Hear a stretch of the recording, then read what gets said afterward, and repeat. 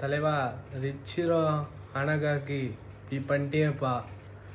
Doctor stone season 5 தான் முடிச்சிட்டிங்க.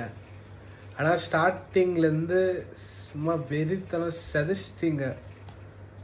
கற்காலத்துலேருந்து 10 வருஷத்தில் நிலவுக்கே போயிட்டு வந்தேன் என் தலைவர் செங்கு.